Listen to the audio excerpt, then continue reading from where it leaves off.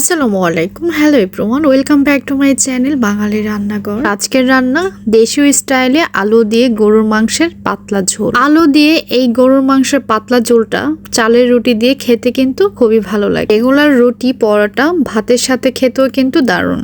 তাহলে কথা না বাড়িয়ে মূল রান্নায় চলে যায়। কড়াইতে দিয়ে দিচ্ছি পরিমাণ মতো তেল। তেলটা যখন সামান্য গরম হয়ে আসবে, এখানে দিয়ে দিচ্ছি 2-3টা দারচিনি, 3-4টা এলাচ, 2টা তেজপাতা, লবঙ্গ, মেথি। ওকে 1 মিনিট ভেজে নেওয়ার পর 1 কাপ পরিমাণ পেঁয়াজ কুচিকেও নরম করে ভেজে নেব। পেঁয়াজটাকে আমি এত লালচে করে ভাজবো না। তারপর দিয়ে দিচ্ছি 2 টেবিল চামচ রসুন বাটা, 2 টেবিল চামচ আদা বাটা। পেঁয়াজের সাথে রসুন আর আদা একটু সুন্দর করে ভেজে নেব। তারপর দিয়ে দিচ্ছি আগে থেকে পরিষ্কার করে কেটে ধুয়ে রাখা মাংস।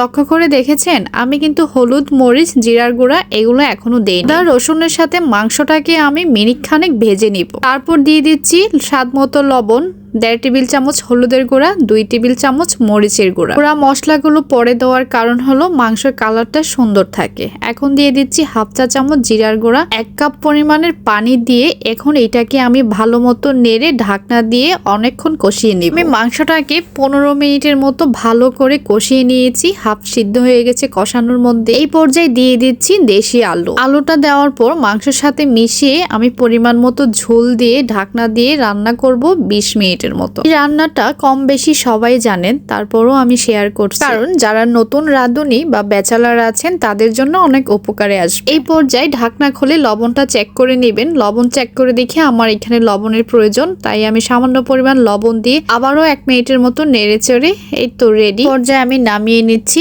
আপনারা ঝোল যার যার মতো পছন্দ অনুযায়ী রাখতে পারেন।